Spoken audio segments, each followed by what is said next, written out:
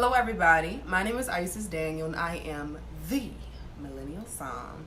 So I know that I'm not in my usual couch. The lighting was a little bit weird today, so I had to move things around, and then I ended up here, and here we are, okay? But that kind of goes into what I want to talk about today. I've been having a lot of conversations about the appearance of wine, the stigma of wine, and kind of, wine is very prestigious, or at least it can be. And I find that a lot of people pretend to know more than they do.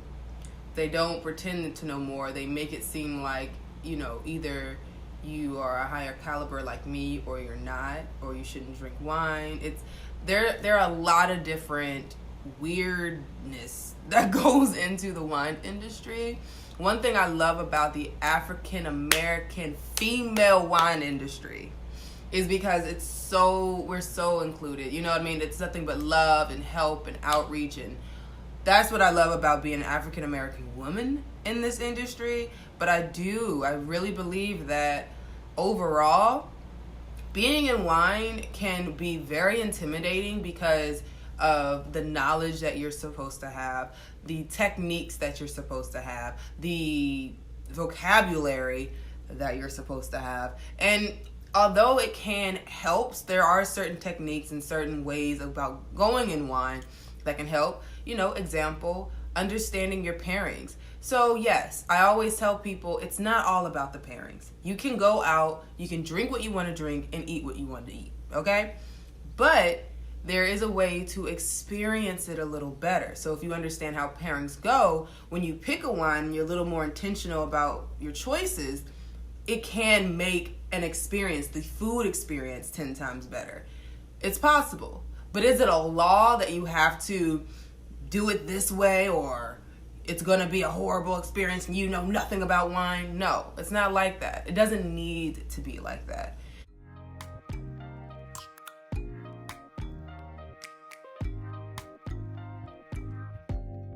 Open up.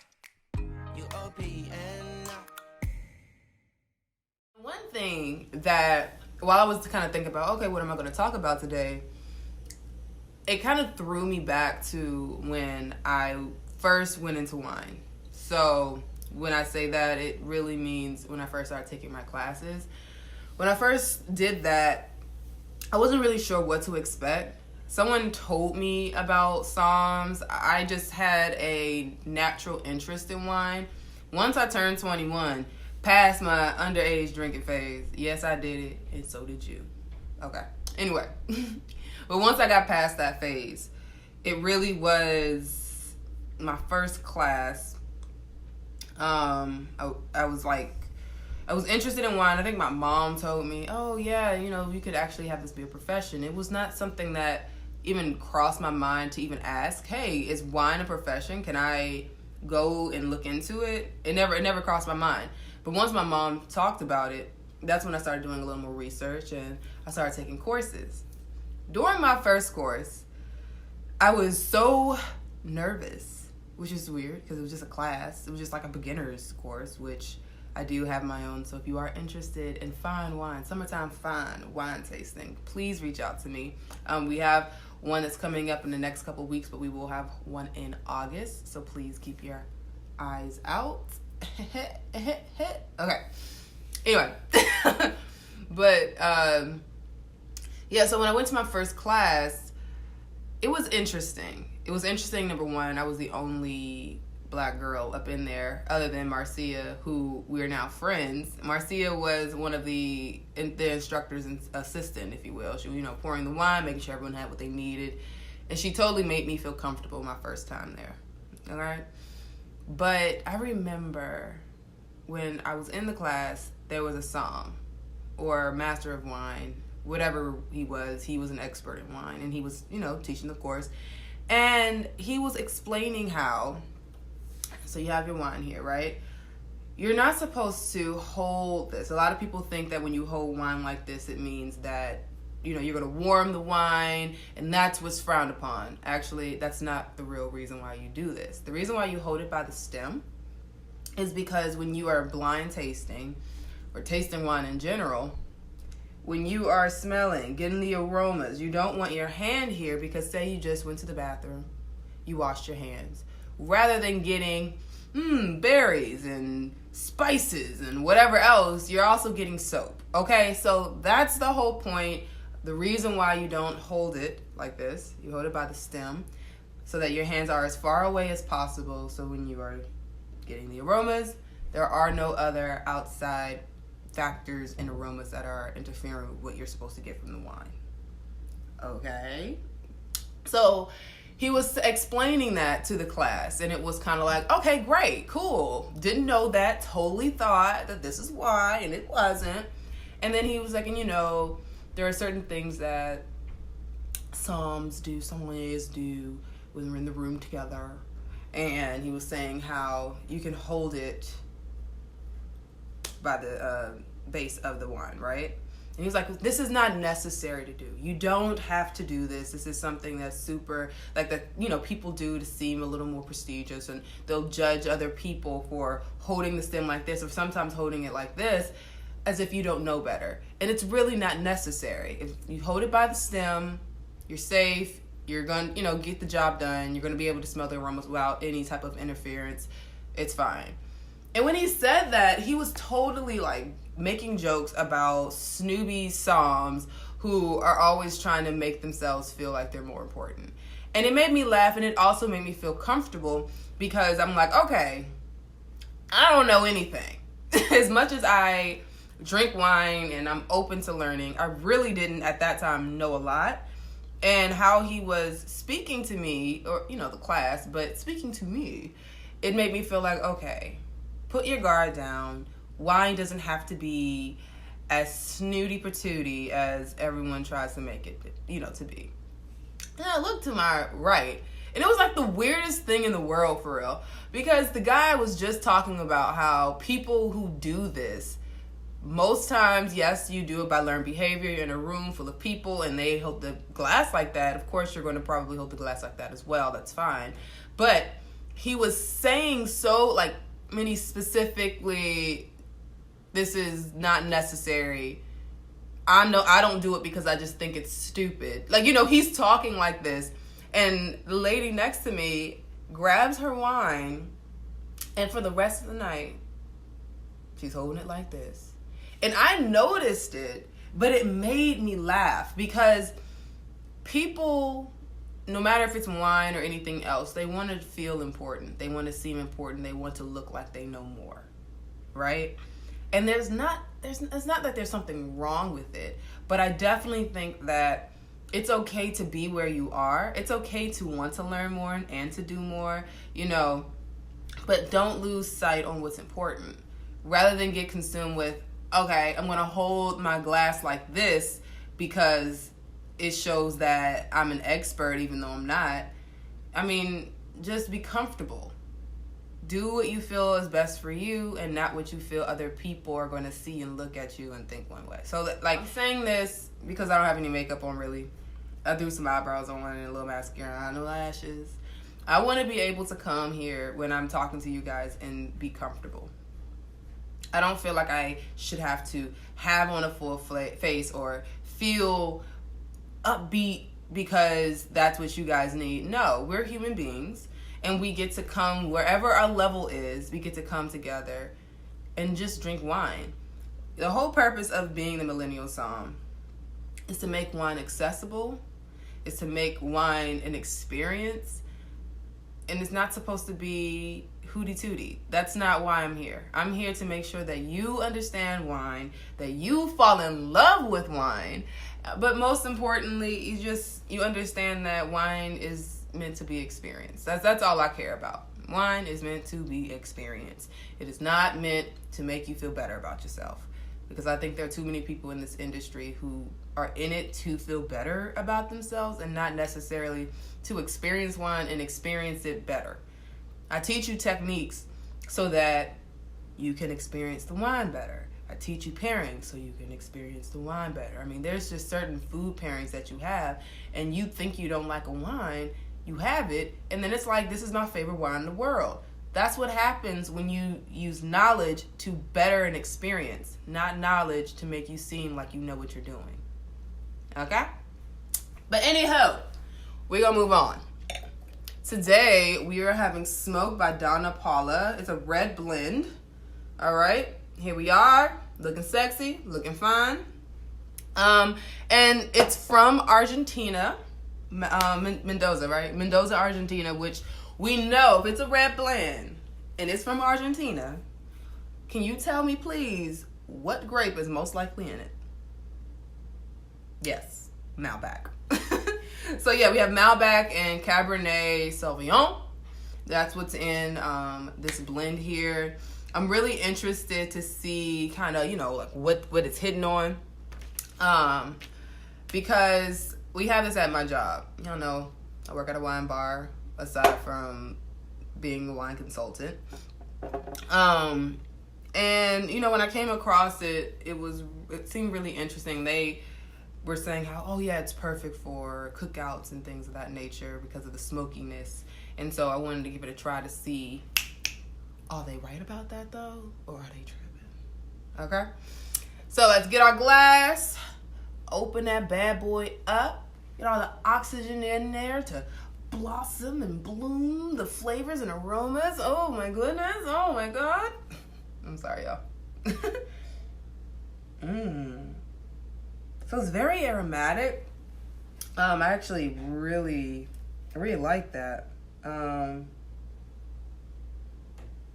the smokiness is it's like a blanket on top of the other aroma. So you got like it's like a jammy aroma in there. I don't know. It's interesting. The reason why I keep saying it's interesting is because you have like this fruit, right? So it's like a red fruit, a little bit jammy, but then there's like this smokiness that's on top of it that kind of throws the aroma of that like fruit. It throws it off and it makes it smell slightly off.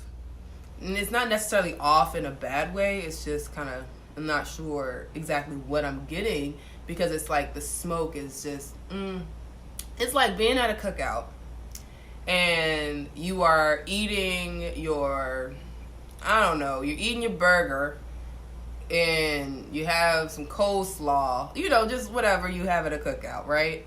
And then whoever's cooking is still smoking something in the back, and then all of a sudden you get that woof of smoke that just kind of is in the air from the breeze. So you have your food, but then you have that smoke, and it's not that it's bad, it just smells like, who's smoking? You know what I mean? Like, that's what you get when you are drinking this wine, smelling this wine. It's very, very interesting. It's very delicate, but it's so there. But yeah, all I'm getting right now is red fruit, a little jammy, and then the smoke. So let's see what we get when we taste it. I think I don't necessarily like the aroma. I want to. It's interesting, but it's just that smoke. It's just like, okay, what? So let's see.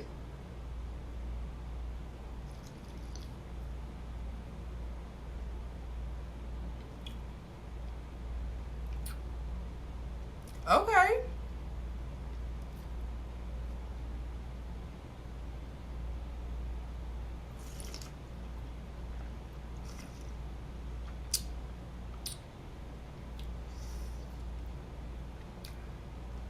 That's actually way better than I thought it was going to be. So, I'm going to give this wine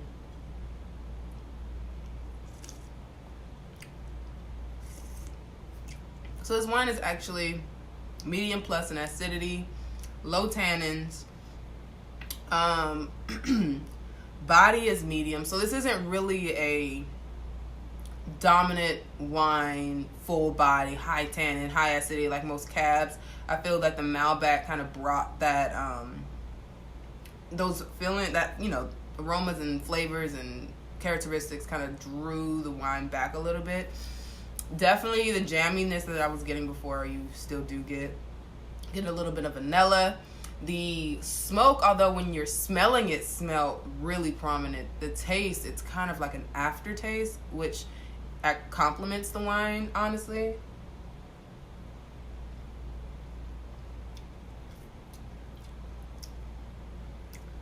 And there's some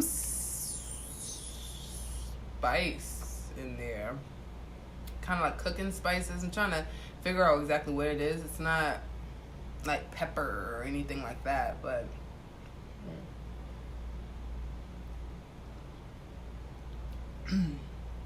interesting. Honestly, am I totally wowed by this wine? No.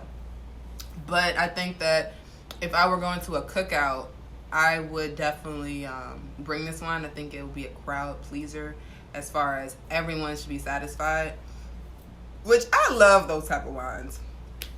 Maybe it's because, I put on the events and, people hire me to request wine, or recommend wine, pardon me. But this one would be another great party wine where I don't know what everyone likes. I don't know if they like whites. I don't know if they like reds. I don't know if they want high tannin, low tannin, all of that, high acidity, full body, no body. Well, not no body, but you know what I mean. This is another wine that I think is a crowd pleaser. You bring it and everyone should be able to drink it. It's not like a low quality wine. It still has its own personality, its own uniqueness. But at the same time, it's still pretty straightforward. Not too much going on. Not changing anyone's life, but we are going to have a good time. As far as it pairing well with like a cookout, maybe it's me. I think that it has a nice amount of flavor. Okay? Definitely has some characteristic to it. The flavor is kind of, they linger in your mouth a little bit. I would say the finish isn't long, maybe medium. It's still kind of there, but it dies off. When you're pairing your wines with your food, if your food has a ton of flavor, you want to make sure your wine also has a ton of flavor so that it can stand the rain. That's all I ever say. You want your wine. Can you stand the rain? That's what your wine need to be able to do. Okay? If it doesn't stand the rain, the wine is gonna just disappear. It's not gonna add any value, and the wine is, and the food is gonna overpower it. So you have to be very careful and mindful. My family can cook. All right, so we're bringing the flavor to the food. This wine could not stand the flavor of the food. This wine would taste like water with the food that we have. So that's the only thing I disagree with. I don't think that this wine, at least in my family cookout, will be able to be all right, if I'm being honest. However, I do believe that if you are going to a random cookout, you don't know how people could cook, and there's a chance that things going to be a little bland, you're going to need to add a little bit of salt, go ahead and take this wine. It'll do just fine. I'm just saying, I'm being completely honest. The wine is great. I do like it. I think that it's an easy drinking wine. I would have it after work any day, chilling in the house, drinking it. I think that it'll be cool. As far as my family cookouts, I don't think it can make it. It doesn't have enough oomph to it for me. But my family can cook, again, so that's the only difference. If you always seem to not put enough seasoning or enough salt on your food, not enough umami, it's okay. Get that. Be all right. All right, y'all. So that's it. That's all I have. Again, hey, I never said this. Listen to me. Like, follow, and subscribe. You always coming on my page. You always watching, but you not following nobody. Come on. Get it together. So, like, follow, and subscribe. The millennial song. Yes, honey. Do that. Again, we're making wine personal. We're making wine personal to you. Okay? Wine is very relatable, believe millennials need to get into it.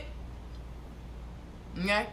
But then beyond that, I am still having my summertime fine wine tasting. Tickets are still available. So if you're in the DMV area on, July 17th and July 20th, only a few, like a week and some change away. We are actually exactly a week. Yeah.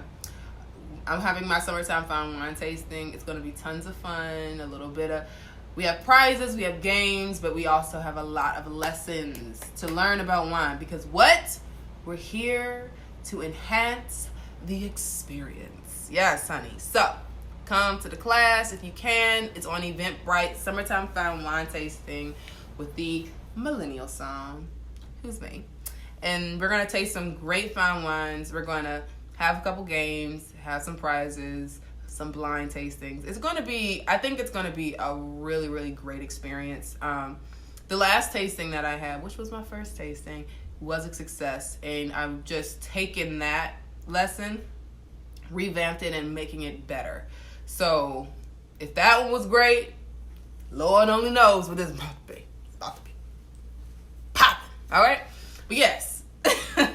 See, that's the thing, y'all. I don't drink like that. I drink wine almost every day, but I swear to you, I have these little tastings that only have a glass, and I feel like I'm just like all over the place.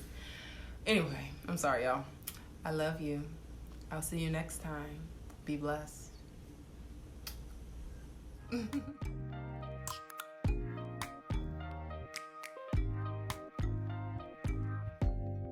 Open up. UOPN.